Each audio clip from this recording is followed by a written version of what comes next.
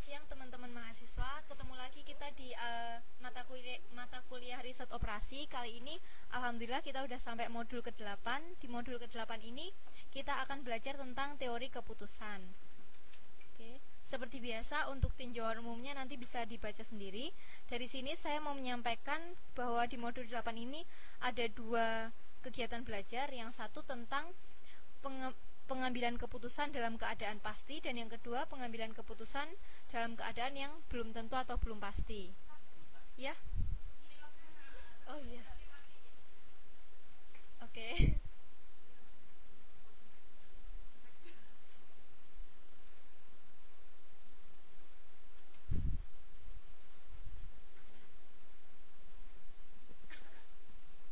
Oke ya.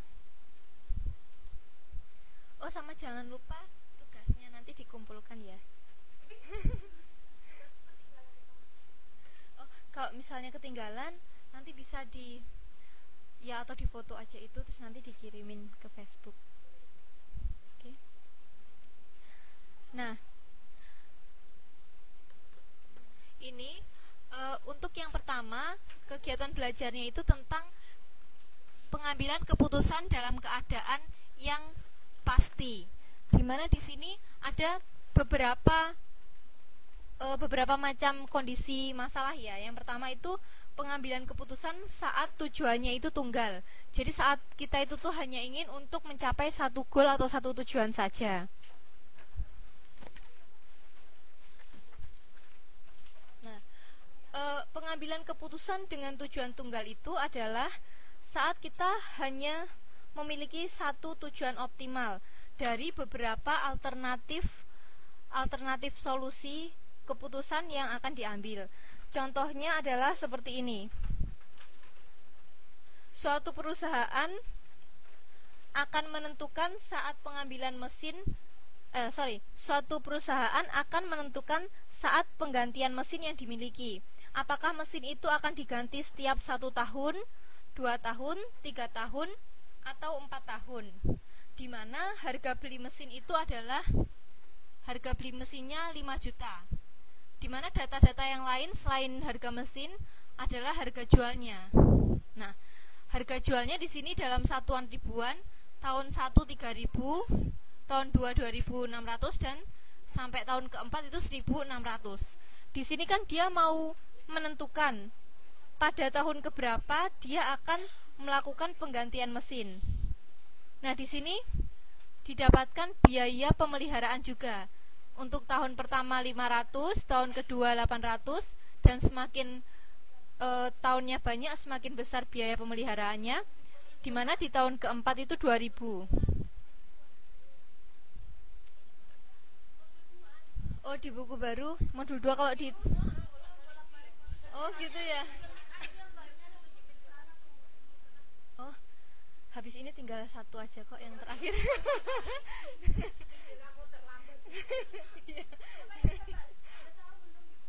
Boleh buka dulu, Mbak? Oh iya, silahkan dibuka.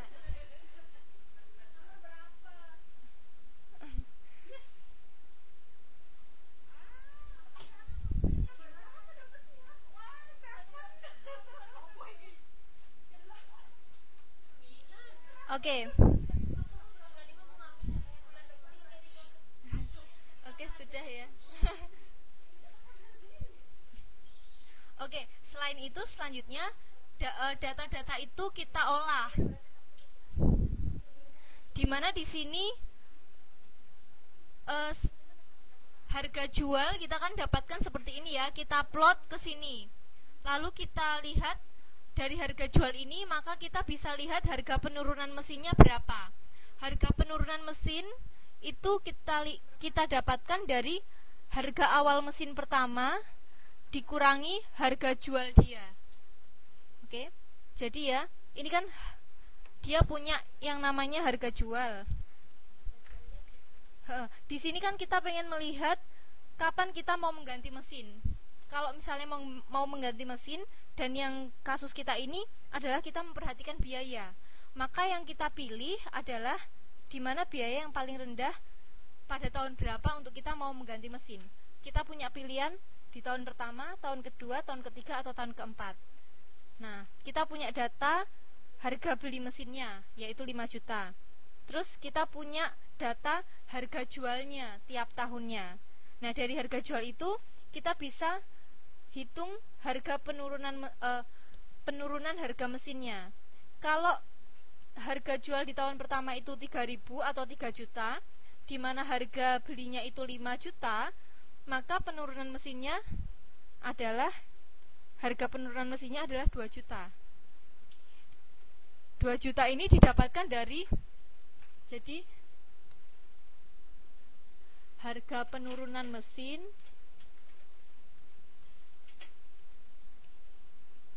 itu sama dengan harga beli ya. Harga beli dikurangi harga jual. Harga penurunan mesin itu sama dengan harga beli dikurangi harga jual. Oke ya. Jadi di situ kita dapatkan harga penurunan mesin di tahun pertama 2.000, di tahun kedua 2.400, tahun ketiga 3.000, tahun keempat 3.400. Nah, terus selain itu kita punya kan biaya pemeliharaan. Biaya pemeliharaan itu kita punya data seperti ini. Nah, di sini kalau misalnya dia dilakukan pergantian di 1 tahun, biaya pemeliharaan kita hanya 500. Tapi kalau dia diganti di tahun kedua, maka biaya pemeliharaan kita itu adalah 1.300 didapatkan dari 500 ditambah 800. Karena kan kalau misalnya kita ganti di tahun kedua, artinya kita harus melakukan pemeliharaan di tahun pertama dan tahun kedua kan. Jadinya biayanya dijumlahkan. Begitu juga untuk yang berikut-berikutnya. Tahun ketiga berarti dijumlahkan dari tergantung kita sedang di tahun berapa gitu. 2000 ini kan harga penurunan mesin 5.000 dikurangi 2.600, dapatnya 2.400. Ini rumusnya.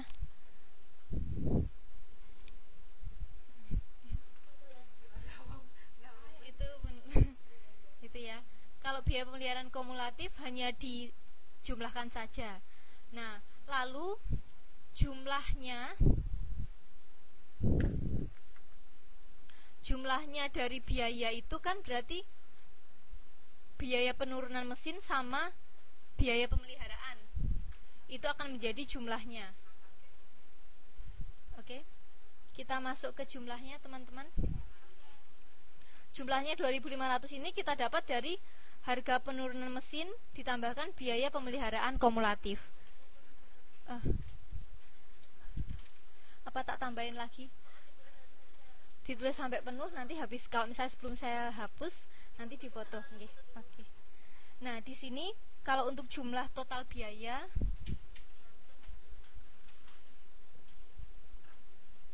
jumlah biaya itu adalah sama dengan, loh ini kok gitu ya ternyata.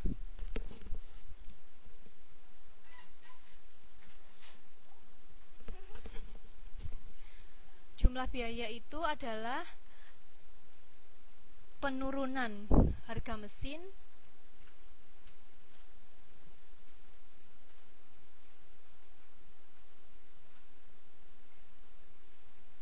atau harga penurunan mesin biar sama kayak atas.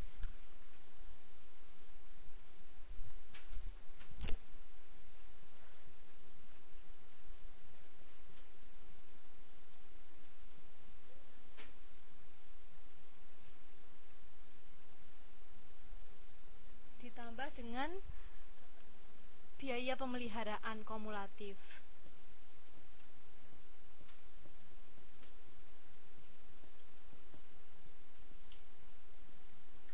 Ketutupan ya, enggak ya? Biaya pemeliharaannya ini kumulatif ya. Jadi iya, oke. Di bawahnya aja ya. Kumulatif. Nah, oke. Nah, dari sini kita bisa lihat di tahun pertama berarti total biayanya itu adalah 2000 ditambah 500, 2500. Nah, rata-rata itu adalah jumlah dibagi dengan tahun. Iya,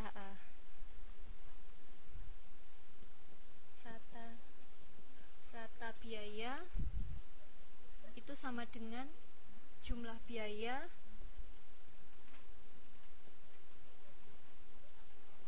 dibagi dengan jumlah tahun gitu ya. Jumlah tahun, misalnya tahun kedua berarti berapa? 2 tahun. Ya. Oke, kalau tahun 3 berarti dibagi 3 ya. Berarti saya bilang ini jumlah tahun itu ya. Maksudnya adalah misalnya di tahun 2 berarti bagi 2, tahun ketiga bagi 3.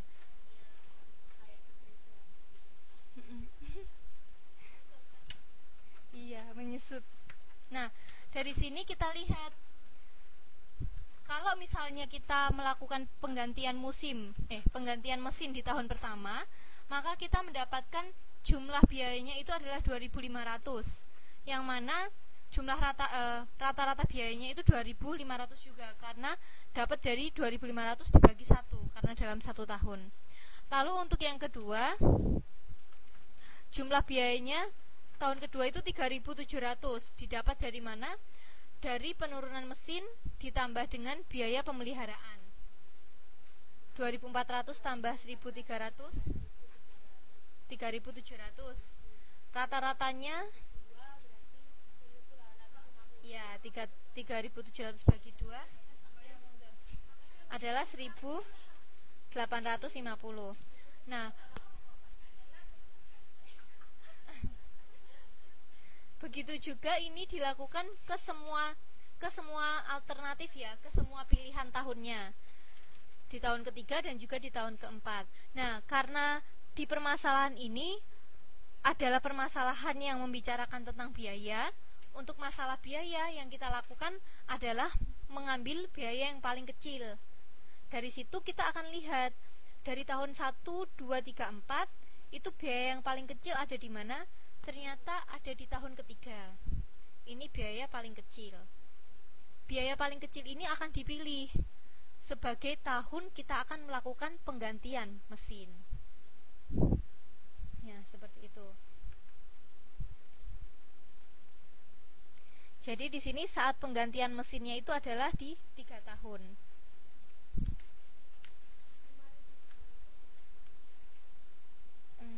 Ya, itu 1766.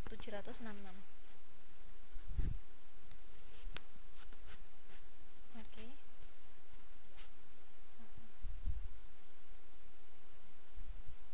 Oke ya, kita lanjut.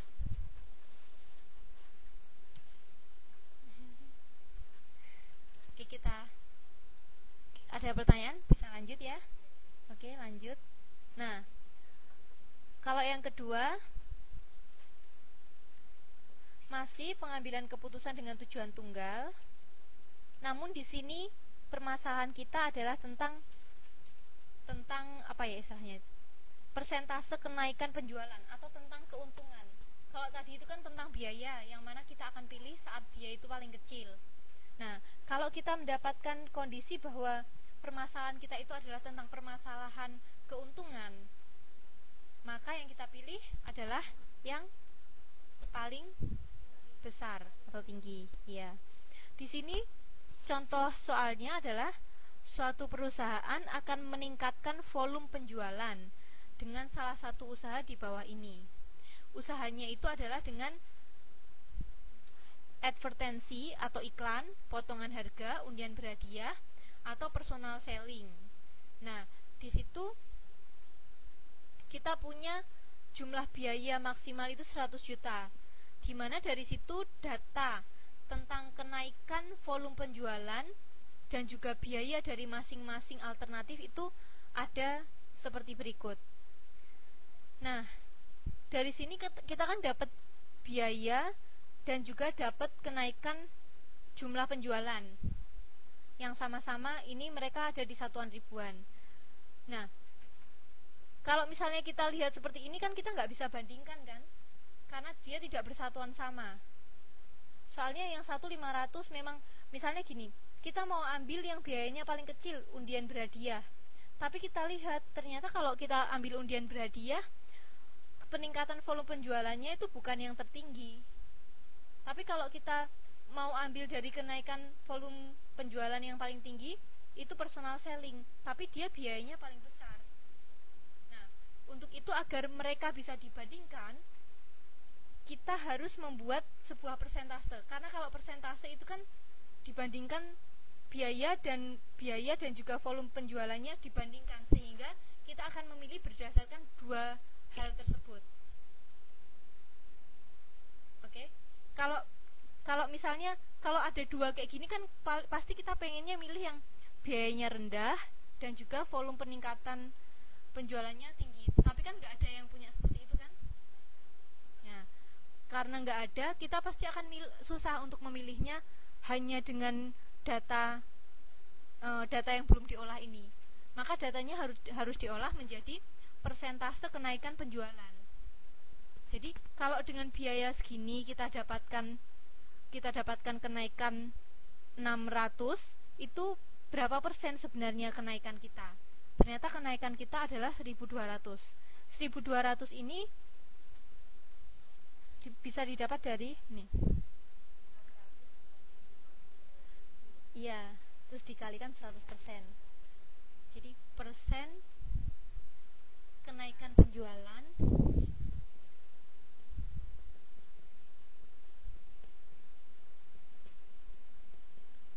itu sama dengan kenaikan volume penjualan dibagi dengan biaya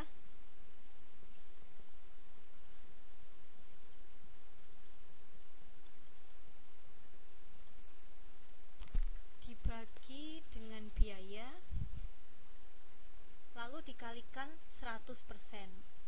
Itu akan menjadi persentasenya. Kalau sudah dalam persentase, maka mereka bisa dibandingkan. Karena persentase kan dari 0 sampai 100%. Dan kelima poin itu akan berskala 0 sampai 100%. Jadi kita bisa bandingkan, misalnya yang satu 1.200%, yang satunya lagi 1.750, berarti yang 1.200 itu lebih kecil daripada yang 1.750, karena mereka sudah bersatuan sama.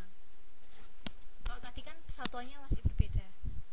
Nah, dari sini di masing-masing alternatifnya kita hitung persentase kenaikannya.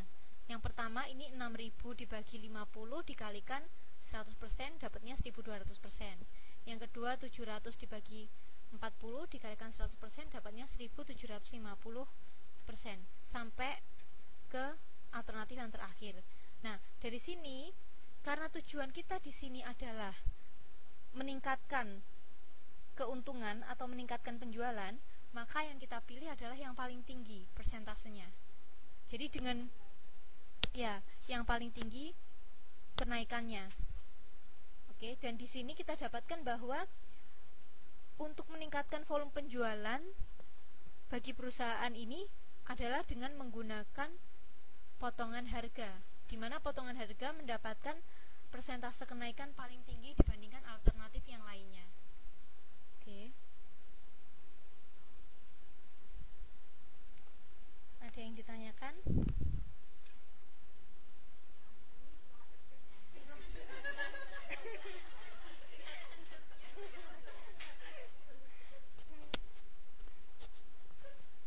Oke.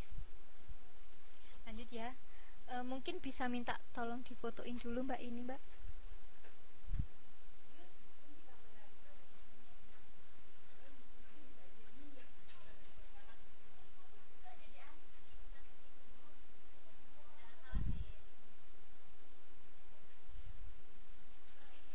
Oke, thank you. Saya hapus ya yang ini.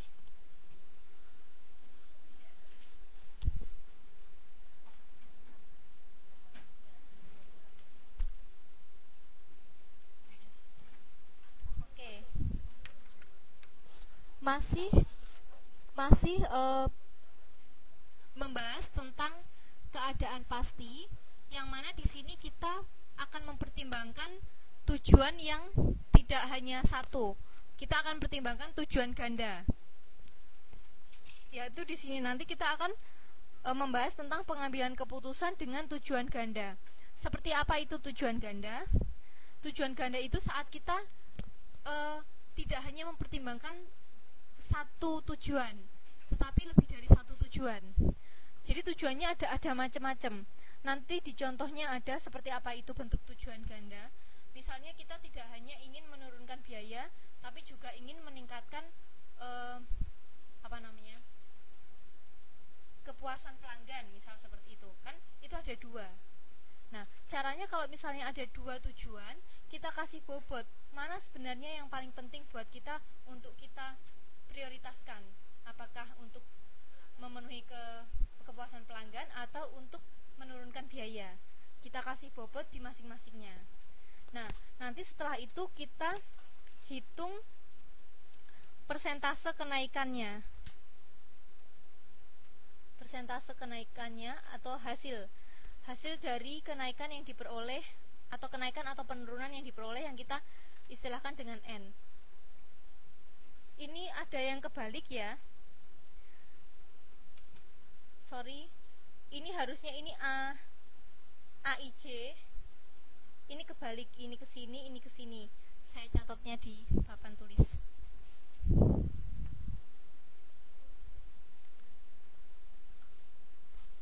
AIJ itu yang dinamakan dengan persentase kenaikan dari alternatif I pada tujuan J.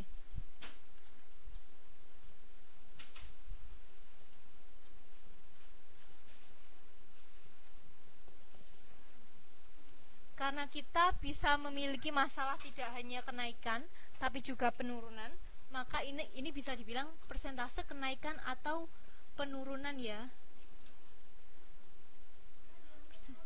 Persentase kenaikan atau penurunan untuk alternatif I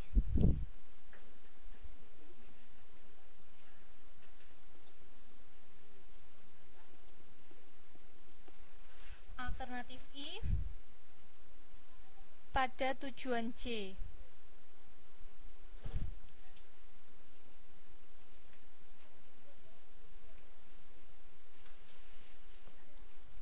Jadi sebelumnya di sini untuk I, simbol I itu menunjukkan tujuan.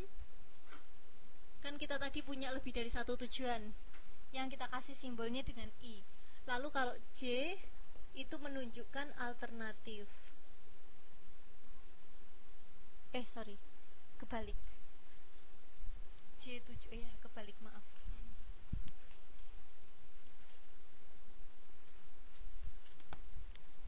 I itu adalah alternatif, J itu tujuannya. Oke, gini ya. I alternatif, J tujuan. Nah, kalau AIJ itu persentase kenaikan atau penurunan untuk alternatif I pada tujuan J. Nah, kalau NI itu adalah hasil yang diperoleh dari strategi alternatif I. Iya, AIJ. Kalau NI itu hasil yang diperoleh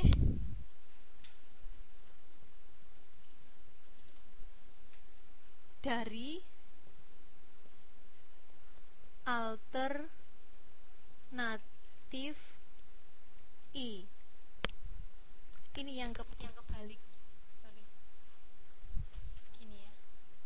Dan kalau BC itu adalah bobot tujuan J. Ini namanya adalah revisi simbol.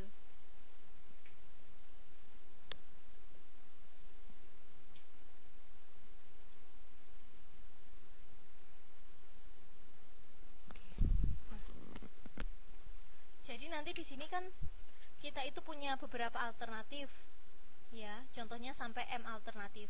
Nah, di masing-masing alternatif karena kita sedang membahas tujuan ganda, itu kan masing-masing alternatifnya itu akan diperhitungkan bagaimana pengaruhnya terhadap tujuan-tujuannya itu, semua tujuan. Jadi dalam satu alternatif ini kita hitung dari semua tujuan yang ada.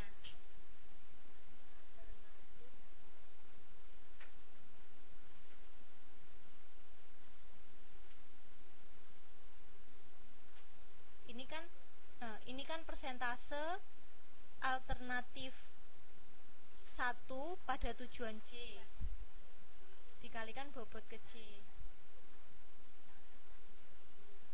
Ya, dikalikan bobot C. Mungkin kalau lihat model matematikanya ini masih belum bisa membayangkan, kita bisa langsung ke contoh kasusnya.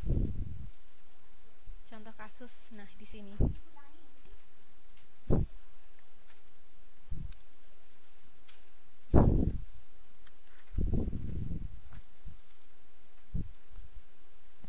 Nah, contoh kasusnya begini ya. Ini kita punya contoh di mana suatu perusahaan akan memasang iklan untuk menaikkan volume penjualan. Volume penjualan berarti kita sedang membahas tentang kenaikan atau maksimasi.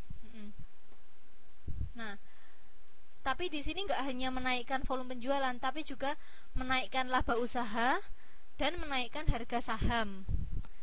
Berarti kita punya 3 tujuan di sini. Mohon maaf mbaknya, bisa minta tolong difotoin lagi nanti.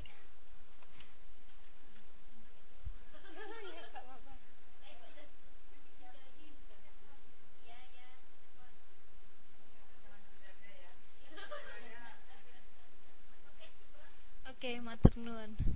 Ini tak hapus ya, buat tulis itu.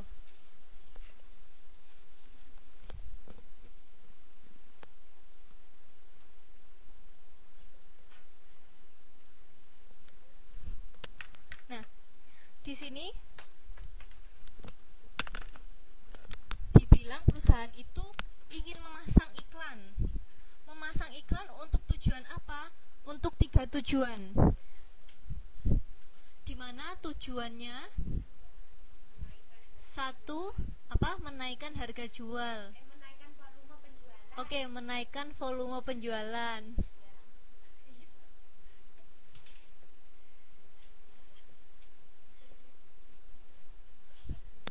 Lalu kedua, menaikkan laba usaha.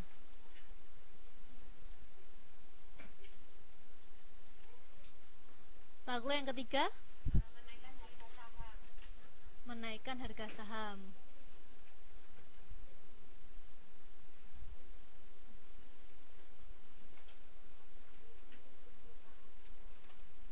Saya kasih judul.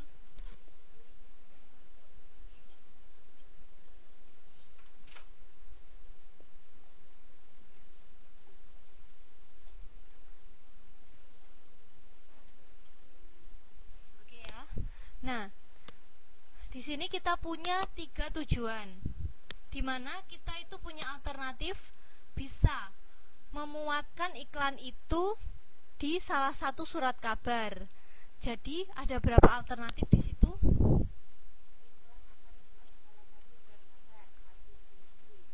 Berarti alternatifnya ada 4. Surat kabar A,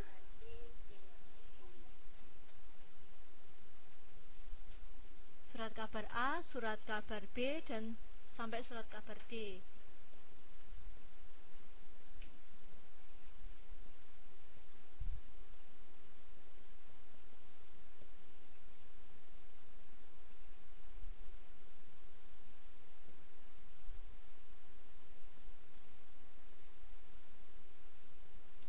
Nah, tujuan atau saya dalam kurung I gini ya. Tujuan tadi I kan ya? Tujuan C. Oh ya, tujuan I. Kebalik.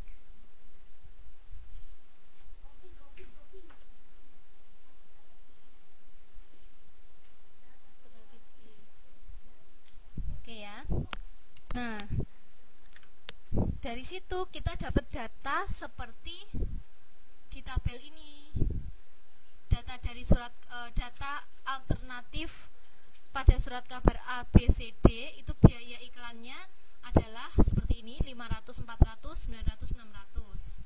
Nah, kenaikan penjualannya adalah seperti ini, kenaikan labanya seperti ini. Ini kan tujuan satu, kenaikan penjualan, kenaikan laba, dan kenaikan saham.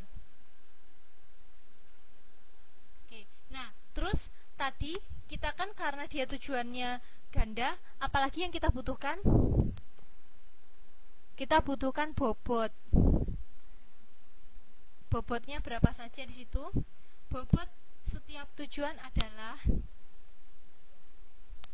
ini saya kasih dalam kurung bobot ya.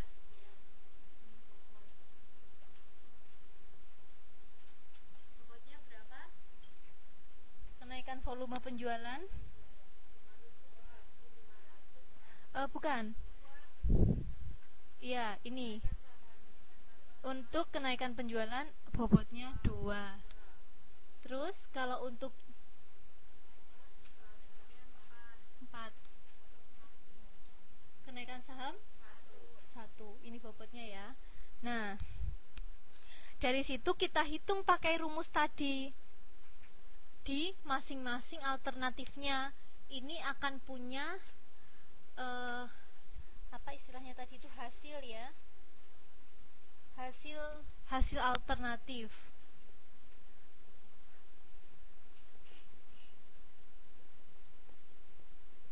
Hasil alternatif untuk surat kabar berarti adalah NA. Hasil alternatif surat kabar B, NB, NC, ND. Oke. Nah, habis itu kita hitung pakai rumusnya. NA kan kita lihat di semua tujuan dengan data seperti ini. Kita cari persentase kenaikannya. Kita tulis di sini ya.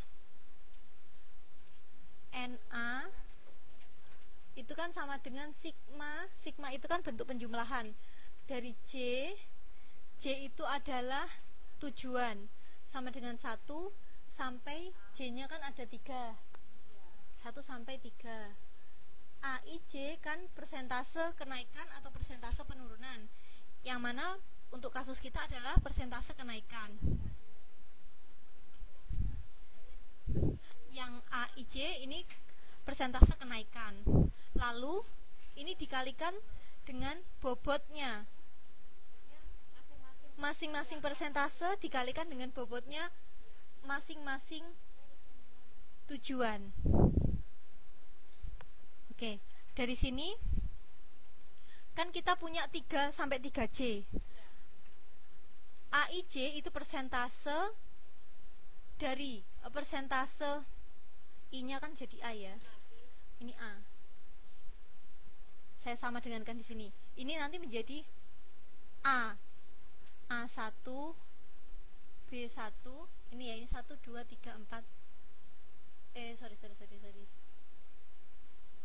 Ini A-nya, ini 1 2 3. A1 B1 ditambahkan A2 B2,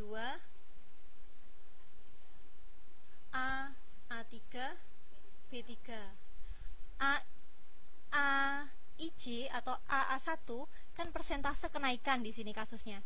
Persentase kenaikan bisa kita lihat untuk kenaikan penjualan. Itu kita bisa mendapatkan 5.000 dengan biaya 500. Sama seperti yang tadi untuk mencari persentase, maka kenaikannya ini saya sama dengankan di sini saja ya. 5.000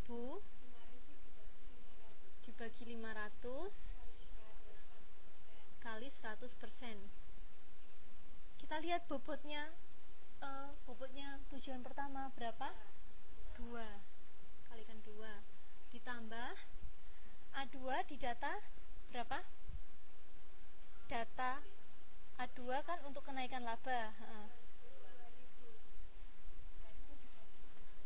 2.000 dibagi 500 dikali 100%. Bobotnya B2 4. Kalinya saya kasih langsung titik gitu ya. Kali 4 ditambah bobot yang untuk tujuan ketiga berapa itu? 500 ya. 500 dikali 100% kali 1. Oh, kalinya nggak usah pakai gini. Nah, begini ya. Ini sama dengan 3.700. 3.700. Kayak di situ aja. Oh, langsung totalnya aja. Iya. Bukan yang ini, Mbak. Totalnya. Dibagi 500 kan Iya, 500. 10 kali 10 kali 20 kali 2 berarti kan 40. ya 40 terus 40 ditambah 40 ditambah 2 ini ditambah 4. 400. 400 kali 4. Iya, 400 kali 4 berarti 1.600. Bentar. Saya nggak ngecek itunya. Ini kan 10 kali 2 20 ya. Oh iya, kali 100 20 kali 100 2000. 2000 ditambah 2000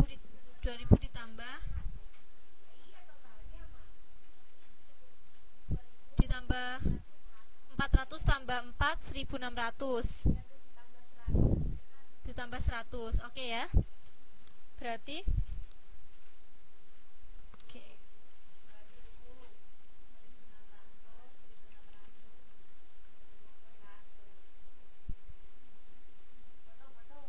Oke, belum, sebentar. Nah, ini itu apa? Ini itu A1 ya. Ini itu B1. Ini itu A2, B2, A3, B3. Nah, ini dilakukan untuk semua alternatif. Untuk semua alternatif. Kan ini kita baru dapat cuman untuk alternatif A sudah jadi kan, sudah dihitung. Hasilnya berapa? 3.700. Nah, terus ini juga dihitung lagi untuk B, C, D. Oke ya. Jadi untuk setiap alternatif dia menghitung untuk semua tujuan. Nah, terus karena kita mau memilih alternatif, kita hitung semua alternatifnya. Yang masing-masing alternatif itu akan menghitung di masing-masingnya itu semua tujuannya. Dari sini kita dapat tadi NB-nya seperti di slide 4. Lalu NC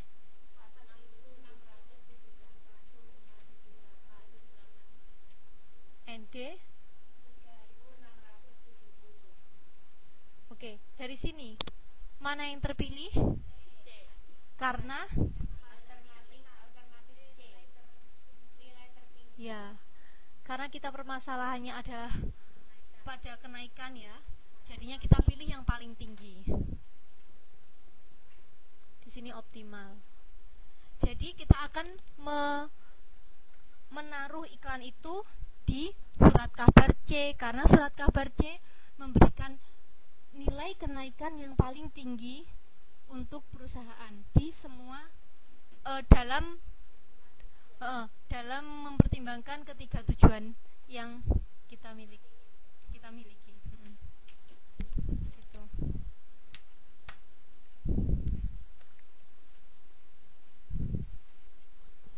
Nah, ini untuk keadaan yang pasti.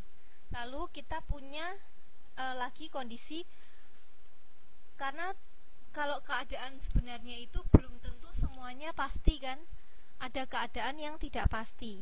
Lah, kita juga akan mempelajari pengambilan keputusan untuk keadaan yang tidak pasti. Di sini ada keadaan yang belum tentu. Di mana keadaan yang belum tentu itu berarti keadaan di mana informasi yang diperoleh untuk mempertimbangkan atau sebagai dasar pengambilan keputusan memiliki sifat yang belum tentu terjadi. atau belum pasti terjadi. Misalnya, seperti laju inflasi tahun depan, itu bisa 5%, 4%, atau 2,4%. Itu kan bisa ada 3 kemungkinan yang bisa terjadi. Karena itu kita belum pasti tahu apakah nanti akan terjadinya inflasi itu 5%, 4%, atau 2,4%. Karena itulah kondisi yang seperti ini dibilang keadaan yang belum tentu. Gitu. Nah, di sini sebenarnya keadaan yang belum tentu itu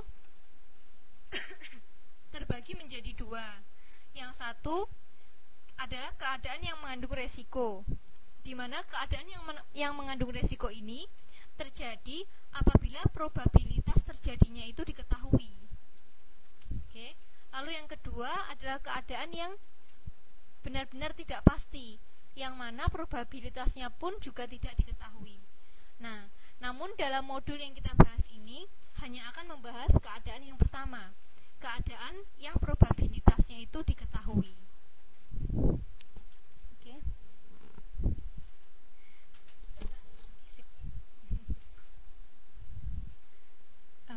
Bisa dihapus? Oke ya.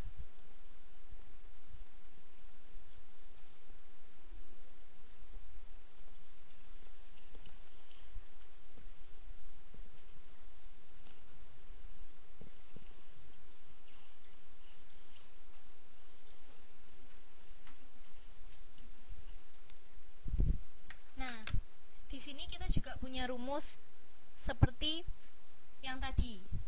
Namun di sini yang kita masukkan itu adalah probabilitasnya. Kita punya rumus NHI.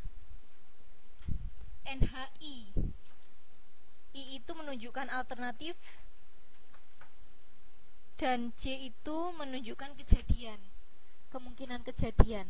Kalau tadi di pilihan di kondisi yang pilihannya ganda, itu kan J itu menunjukkan tujuan. Kalau di sini ini J menunjukkan keadaan atau kejadian. Jadi ada simbol I,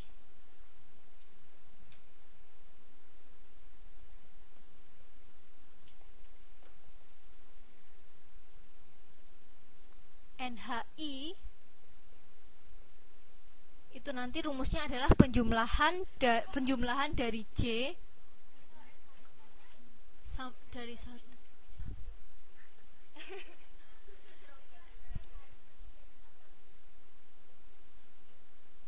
Gimana?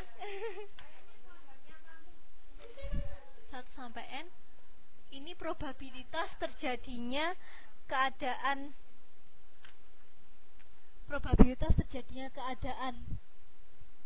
J pada alternatif I dikalikan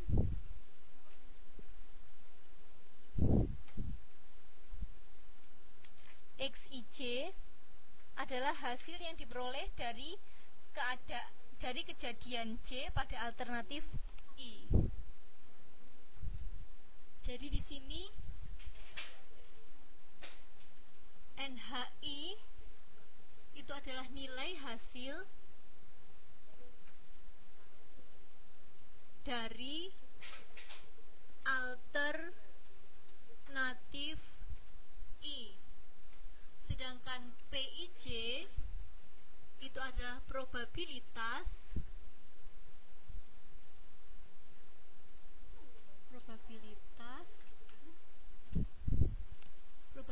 kejadian J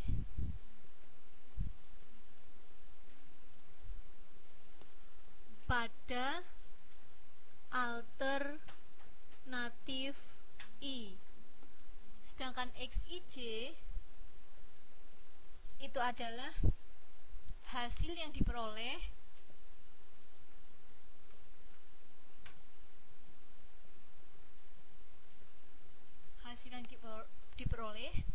dari kejadian J pada alternatif I. Oke ya. nanti rumus yang akan kita pakai saat keadaannya tidak pasti.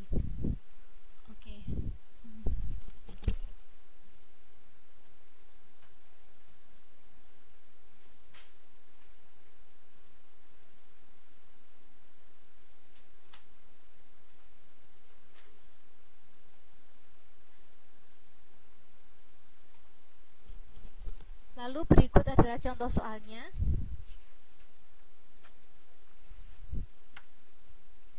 Nah, dalam contoh soalnya, ini seorang pengusaha sirkus akan mengadakan pertunjukan di 3 kota. Sebentar. Jauh ya.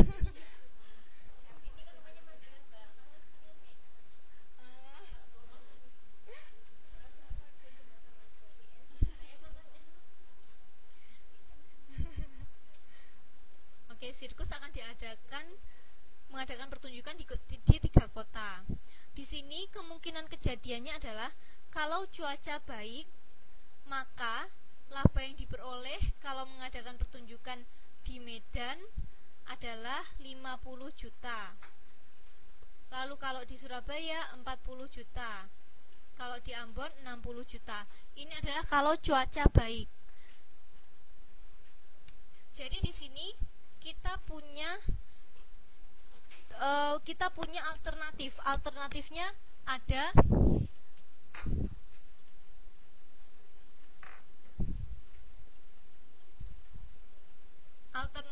ada berapa di situ? Ada 3. 1 di Medan, Madiun. Saya jadi Mediun itu. Mediun. Surabaya. Iya.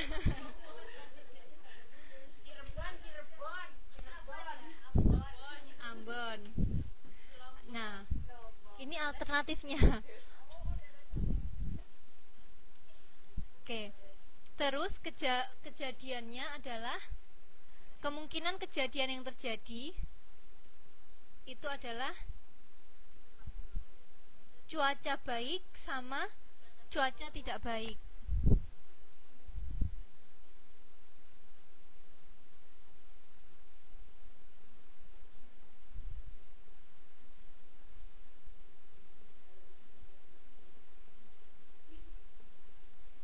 Nah,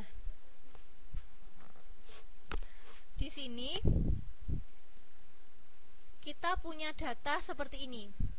Kalau misalnya keadaan cuacanya baik, maka di Medan itu akan mendapatkan laba 50 juta, di Surabaya 40 juta, di Ambon 60 juta. Kalau cuaca baik, iya ini salah ini ya tulisannya di sini. Ini tidak baik. Kalau cuaca buruk, cuaca tidak baik atau cuaca buruk, di sini di Medan labanya 10, di Surabaya 30 juta, di Ambon 5 juta. Nah, di sini kita memiliki probabilitas terjadinya cuaca baik dan cuaca tidak baik. Di mana di sini probabilitas terjadinya cuaca baik di semua kota itu sama.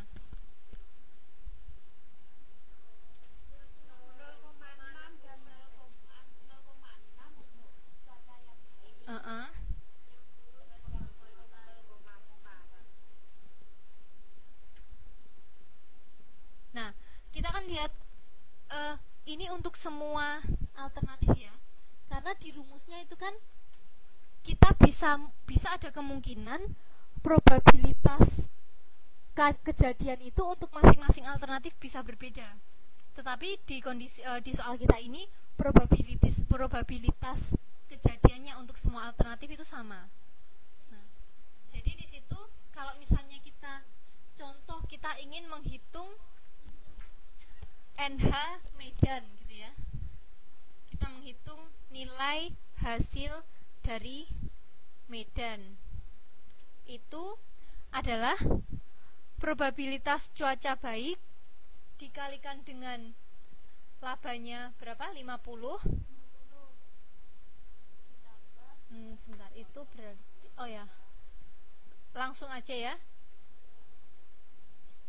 Apa saya kasih simbol dulu? Simbol aja dulu. Kan di sini kita punya 2 2 kan. Berarti di situ ada sigma J 1 sampai 2 kan. Kondisinya kan ada 2 kejadian. P medan J, P medan koma J dikalikan X medan koma J. Oke ya. Ini kan berarti sama dengan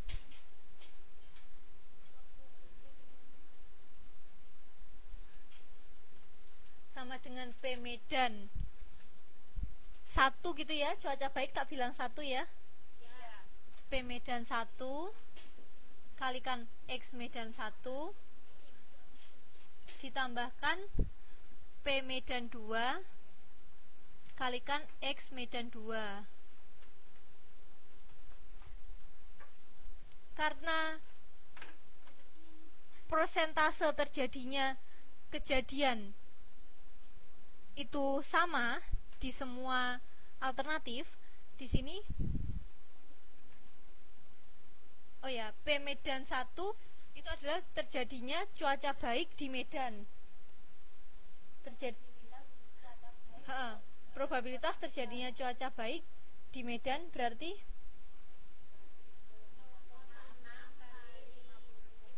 50, labanya saat terjadi cuaca baik. Lalu terjadinya cuaca buruk 10 sama dengan 34. Oke ya. Nah ini kan baru nilai hasil di Medan. Ini nanti kita akan hitung nilai hasil di Surabaya dan juga nilai hasil di Ambon.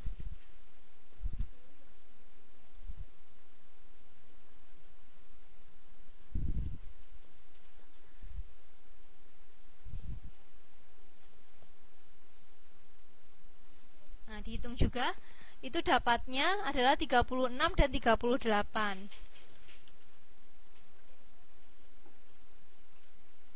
Oke, dengan cara menghitung yang sama. Nah, karena di sini yang sedang kita pertimbangkan adalah laba ya, maka kita akan memilih nilai harapan yang tinggi. Di mana nilai harapan yang tinggi itu didapatkan di Ambon.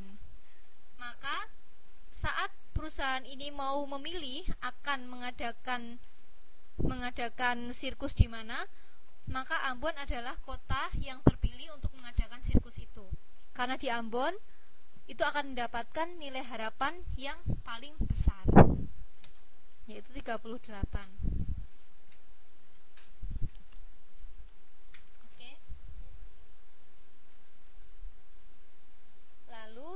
Selanjutnya kita akan belajar tentang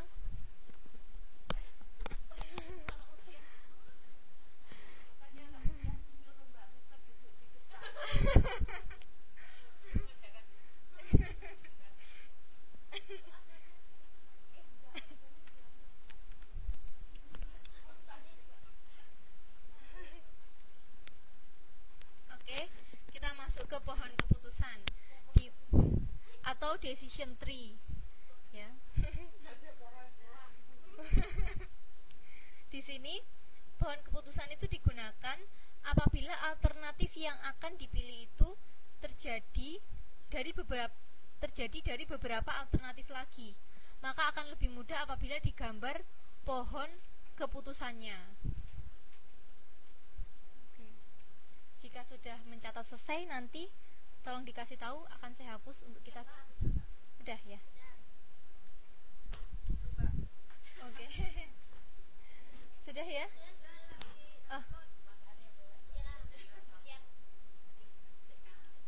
Gak apa-apa nek misalnya pengen. Oke ya.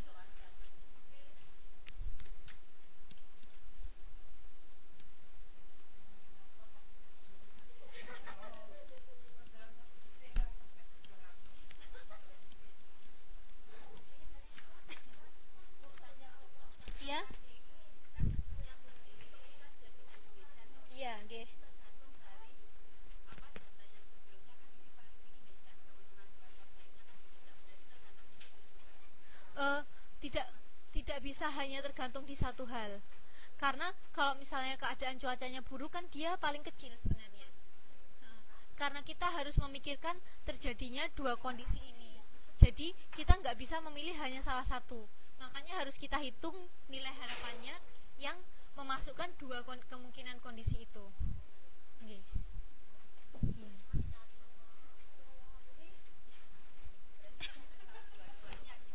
Iya.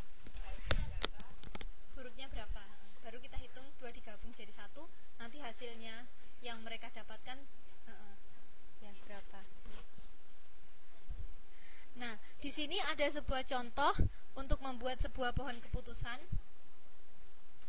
Nah, di sini ada suatu perusahaan menghadapi kesulitan untuk membeli mesin dengan kapasitas besar atau kecil. Jadi, permasalahan mereka adalah mereka bingung ingin membeli mesin yang kapasitasnya besar atau yang kapasitasnya kecil.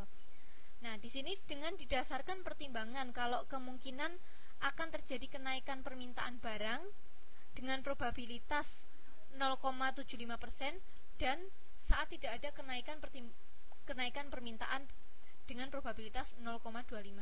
Jadi ada perusahaan itu pengen membeli sebuah mesin, mereka bingung antara mereka itu mau membeli yang besar atau yang kecil.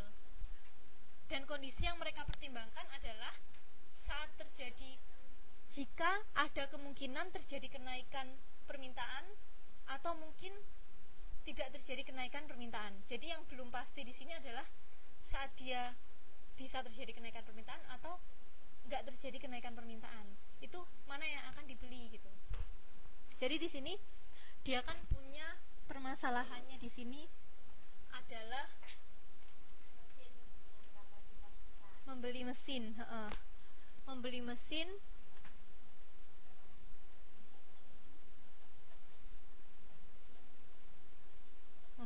ya. Terus habis itu kan kapasitas besar,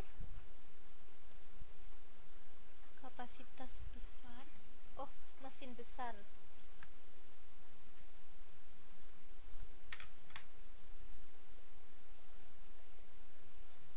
Mesin besar ataukah mesin kecil?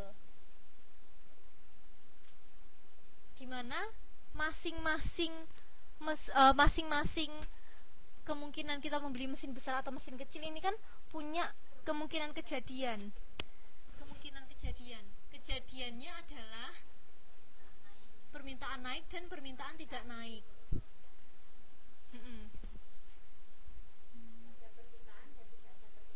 Ya, permintaan naik dan permintaan tidak naik. Atau permintaan tetap.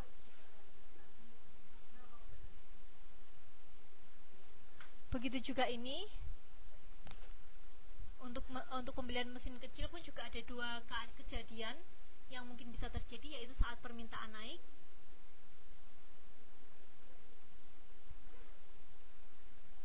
atau permintaan tetap.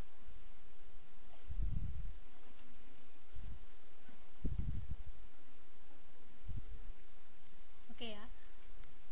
Dimana permintaan naik itu probabilitasnya 0,75. Permintaan naik 0,75 ya. Ini saya taruh di sini ya. Berarti kalau ini 0,75, permintaan tetapnya 0,25.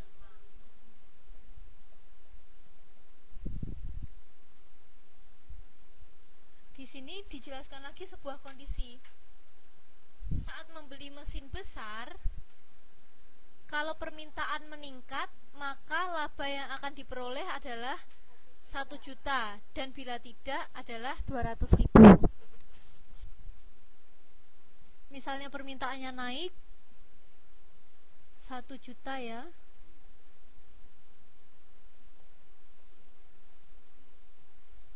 Kalau tidak naik 200.000 labanya. Nah, sedangkan kalau untuk mesin kecil, kalau permintaan meningkat ditaruh di kalau permintaan meningkat di sini.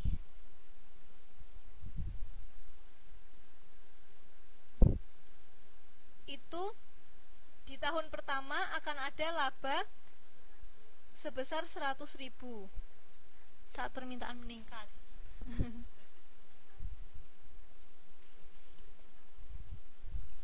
Terus oke, lalu pada tahun kedua permintaan akan pada tahun kedua pemerintah akan memberikan kredit pembelian mesin dengan probabilitas 0,8. Oke ya. Jadi kan setelah tahun pertama ini misalnya meningkat, kita beli mesin kecil, kita dapat laba 100.000. Dan di tahun pertama ini, misalnya nanti tahun kedua kita membeli lagi mesin, itu ada kondisi bahwa pemerintah akan memberikan kredit. Oke ya. Jadi ada kondisi dia membeli mesin, ada kondisi dia tidak membeli mesin kan. Di tahun keduanya ada dua pilihan. Dia membeli mesin. Ini kan di tahun pertamanya dia, ini di tahun pertama. Tapi kalau kondisi mesin besar hanya di tahun pertama aja kejadian yang diberikan. Tapi kalau di mesin kecil ada sampai tahun kedua. Nah, di tahun kedua saat dia membeli mesin lagi, akan ada sebuah kemungkinan dapat subsidi dari pemerintah, ya. Pemerintah akan memberikan kredit pembelian mesin dengan probabilitas 0,8.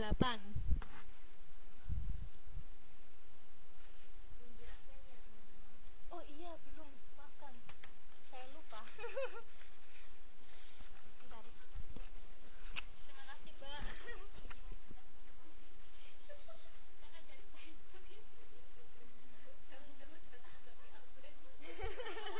Lupa teman-teman.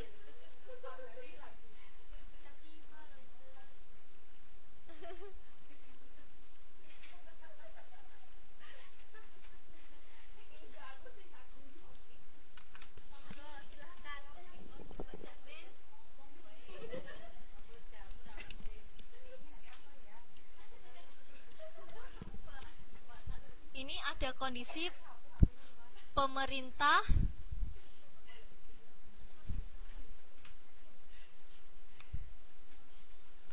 memberi kredit.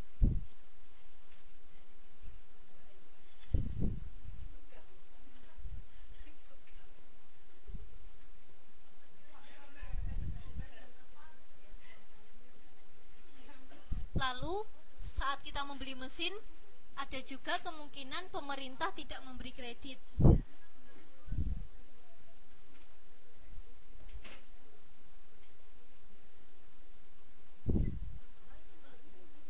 Ya, ini saya. Ya, betul-betul.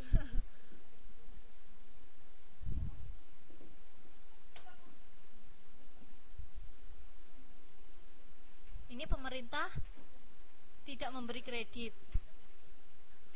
Untuk pemerintah memberi kredit, dia memiliki persentase kemungkinan terjadinya adalah 0,8. Berarti yang di sini adalah 0,2. Dimana kalau misalnya dia membeli, maka dia akan mendapatkan keuntungan sebesar 800.000. Kalau tidak membeli, kalau pemerintah tidak memberi kredit, mendapatkannya 700. Oke. Nah, terus di sini namun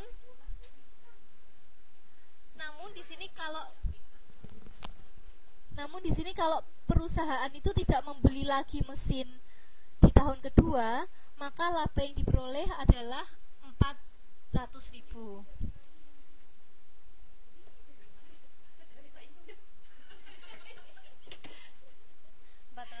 Ya. Oke. Nah, lalu kondisi yang belum kita data adalah laba saat kita membeli mesin kecil dan permintaannya itu tetap, laba yang diperoleh adalah 300.000.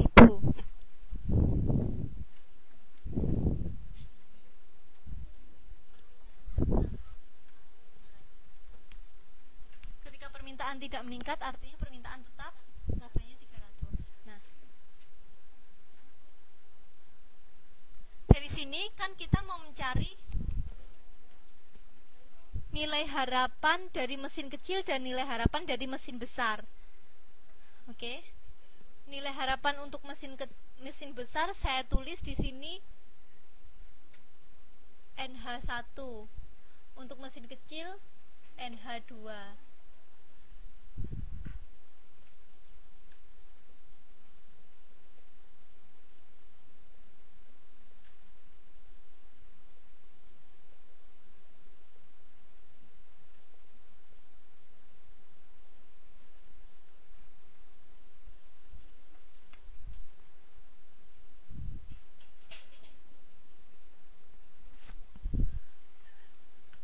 Rumusnya tadi kan probabilitas dikalikan hasil kan?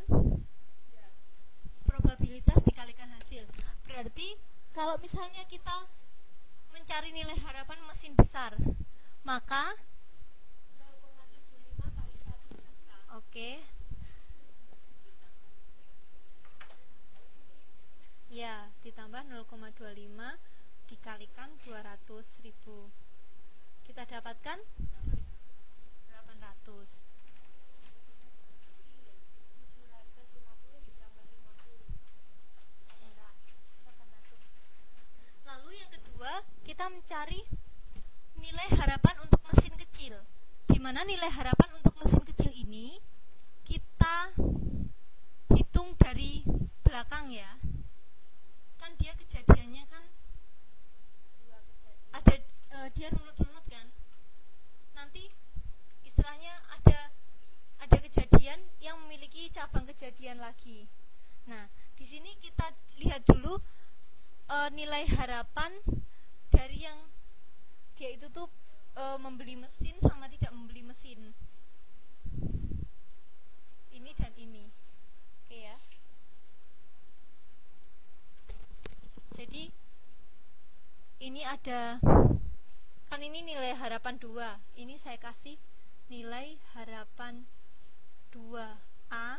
Sebentar, yang membeli mesin nilai harapan 2A ya. Lalu tidak membeli mesin nilai harapan 2B. Kita hitung dulu nilai harapan 2A dan nilai harapan 2B. Nilai harapan 2B kan sudah ada 400 kan? 400. Ini 400. Terus kita lihat nilai harapan 2A itu kita dapatkan dari sini. Taruh di sini ya. Nilai harapan 2A itu oke, 0,8 kali 800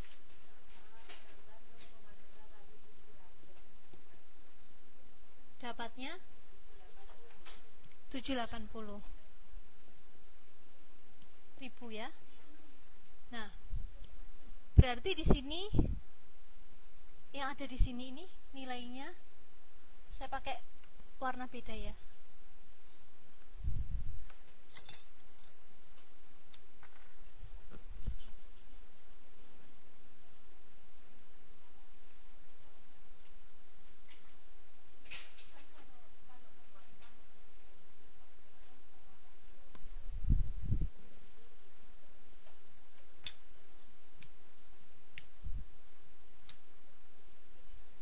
Ya.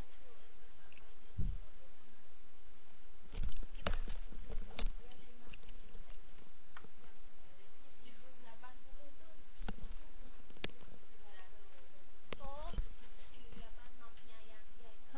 itu 780 hitungannya. Atau dicoba sendiri. Coba ya. Itu 800.000 ya dalam ribuan. Ini harus dicatat aja sebentar.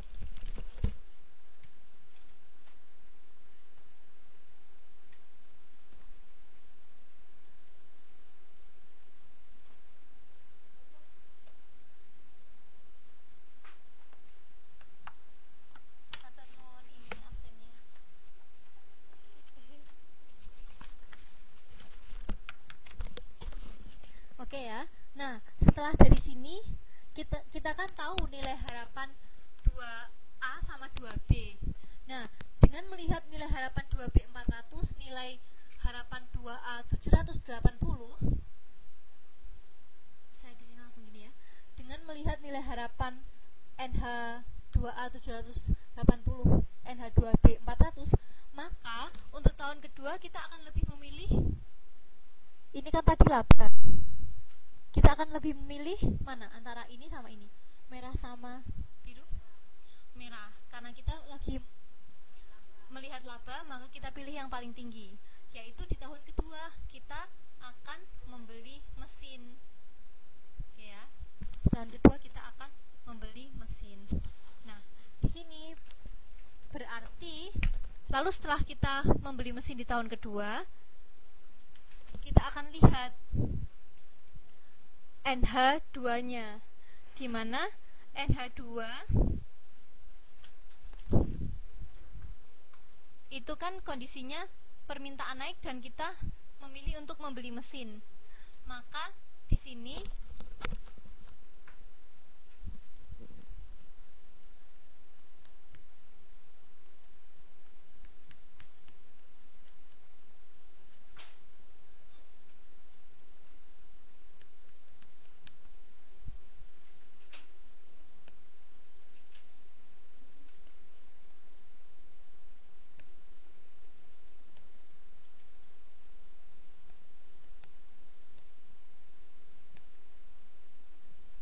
beli mesin di tahun kedua. Oke, lalu selanjutnya kita udah tahu bahwa nanti hasilnya dari kemungkinan kejadiannya permintaan naik itu saat kita sudah melihat kejadian-kejadian yang akhirnya kita membeli mesin, maka labanya di sini akan menjadi tidak hanya 100 tetapi menjadi 880. Ya. Di sini kan akhirnya menjadi 1.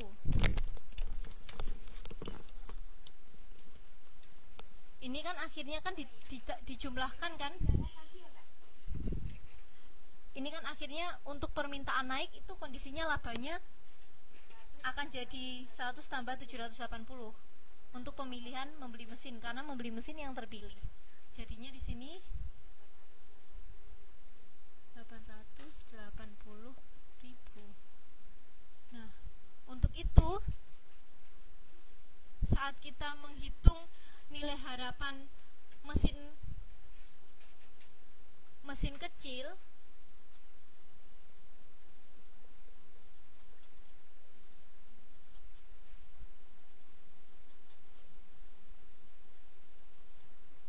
nilai harapan mesin kecil atau NH2 itu berarti berapa?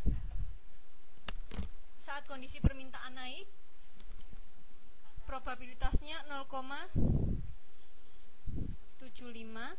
dikalikan laba saat kita permintaannya naik. Yang mana saat permintaan naik yang terpilih adalah membeli mesin di tahun kedua, yang labanya menjadi 880.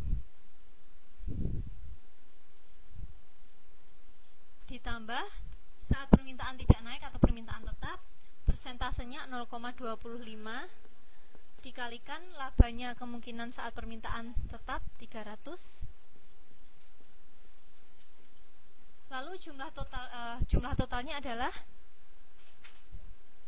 735.000 ya. Nah, dari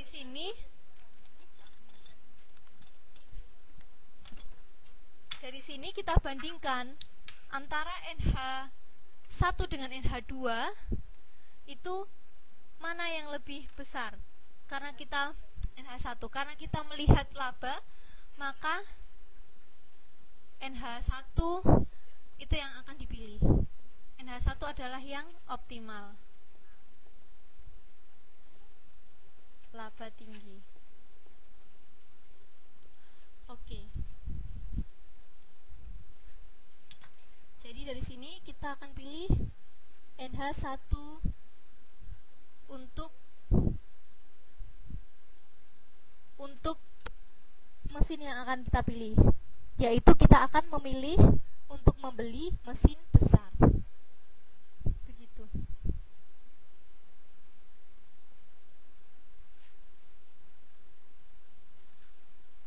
Oke, terima kasih. Oke, teman-teman. Alhamdulillah ini sudah slide terakhir. Ada yang ditanyakan? Iya, kita ada kuis habis ini.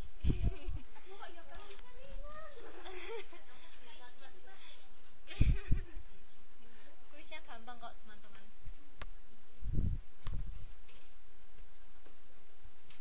Nggak ngitung kok. Kuisnya bisa buka buku juga.